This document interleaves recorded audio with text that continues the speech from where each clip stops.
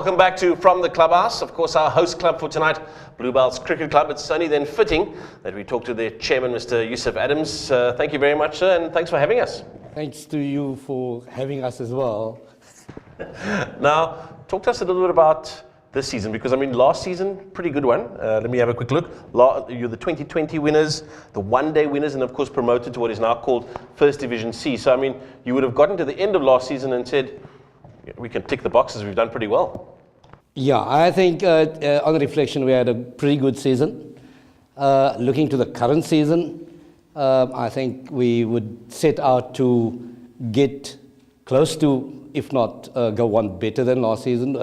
Actual treble, not just make-believe treble that we, not make-believe, we actually got the promotion, but winning the league as well, along with the others. That would be at the outset. Thinking that maybe we have got what it takes to actually get there. And I mean, you know, it's a good, sort of task that you set yourself, a good path that you're looking to travel. How do you see yourselves achieving that? Well, anything that you want to achieve, I suppose, you will get there with hard work. And if everybody plays their little part, whether it is the guy rolling the pitch on a Friday evening, the guys seeing to it that the covers are on a Friday evening prior to the game, guys around to pick up the covers on a Saturday morning, all guys at practice, everybody giving 100%. And when you give 100%, I think normally what you get out is expected results. Mr. Adams, you mentioned and firstly, congratulations on last season. It was quite a top season for the club. Thanks very much. You've mentioned quite a few role players at the club with regards to the guys rolling the wicket, the players, etc. What about the coach that you guys have, Ismail Bahardian? I mean, he obviously has played a pivotal role in the club. Ismail has come and he's done wonders for the club. I think everybody in the Western Cape, back to cricket where we started, and I've known Ismail for many a year. In the old days, in the old Western Province board, one of the stalwarts of the Western Province team. He played in the Sakwas team, and he comes with a very strong pedigree when it comes to cricket. And I think that is something which is very valuable in terms of what that can instill in the players. The experience that is there that will rub up on them, obviously, I think. And then also the work ethic of the man. There's no half measures when it comes to Ismail. No, definitely. That discipline goes a long way with Ismail. If we can just park the current situation of the club and the taste of glory you guys had last season. Let's take it back a few years. Let's go back to 2012, when there was issues with the facility at the Bluebells. Has that ever changed? Is it still there? Have we seen improvement? Well, I think we've improved a little bit in that in the past we had to prepare the wickets ourselves, and because what we did was read up a little bit on how to prepare this wicket, and we had our current, who was then the chairman, now the president of the club, Mr. Hamildin, who did a sterling job in getting wickets ready so that we could play on a Saturday. Fortunately for us, we now have City coming in and providing somebody to prepare wicket for us. And that has helped. But the problem that we really had is that the extra fields that we used for our other teams, that is where our problem emanates from, in that we used to use 2 synthetic wickets at the Clip Road Sports Field. That, unfortunately, has actually worsened, because 2 years ago we could still use it. At the start of this year, they started fencing up the place, because now that facility has become a cemetery.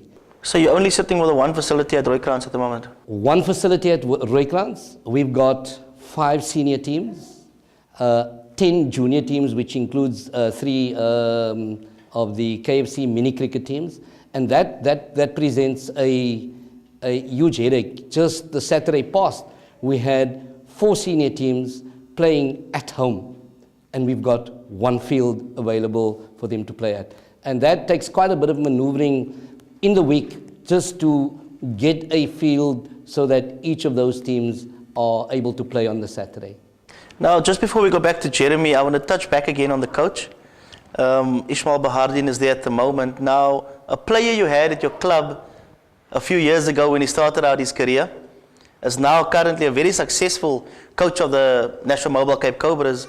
Any chance of him coming back to the club to coach? We're very proud of our very own Paul Adams. Started with us. He played cricket for Crusaders at the time when they went defunct. And then they joined Bluebells because at the time we had just moved from Wynberg to Grassy Park. And we were based at a school out in Lotus River. I can't get to the name now. But in any case, so Paul was there. He came through the ranks. One season of senior cricket, picked up by St. Augustine's. 2 games into the season, and the rest is history. Would it be nice to have him back? Obviously. Who would not want him back? Jeremy, I mean, anybody would welcome such a, player and also coach back at the club. Absolutely. There's so much knowledge between those ears, that's a fact. Yusuf, talk to us a little bit about the club and maybe the culture of the club. You know, you've described the fact that the guys aren't scared of hard work. You've obviously got a winning culture already permeating. I mean, trophies here are evidence of that. But describe the culture for somebody maybe looking to play cricket, maybe not necessarily at the very top level, or maybe, you know, in the first side. Bluebells was started out in Wynberg 55 years ago, 1959.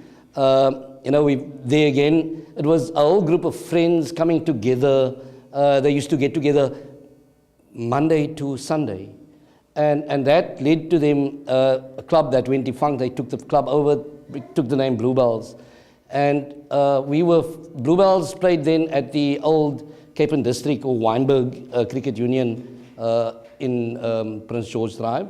When they left there and formed Western Province, cricket went centralized, went Western Province. We did fairly well. We stayed in the first division, even though we never won the league in the stage, because we were one of the smaller clubs. The club here, very family orientated. I take myself. My father was one of the founder members of the club. Our current junior convener, Khalid Sambo, his father was the founding chairman of the club, and he was chairman for 23 years, I think, before the previous chairman took over, Mr. Hamildin. You know, so we find there that there's lots of family ties. We actually have lots of intermarriage within the cricket club. You know, it's something, as I say, it's all a family atmosphere. Everybody working towards providing an avenue for people to express themselves. It certainly does sound like a family club, but a family club that's not scared of hard work, as we were saying earlier, and also not unaccustomed to bringing home a couple of these trophies, Clinton Dupree. Now, Yusuf, I think, thank you so much for your time and for talking to us, and I guess that a twofold wish of good wishes to you and the team, and the teams rather, and firstly, obviously, good success for the season that lies ahead, and your aim for the real treble, as you call it.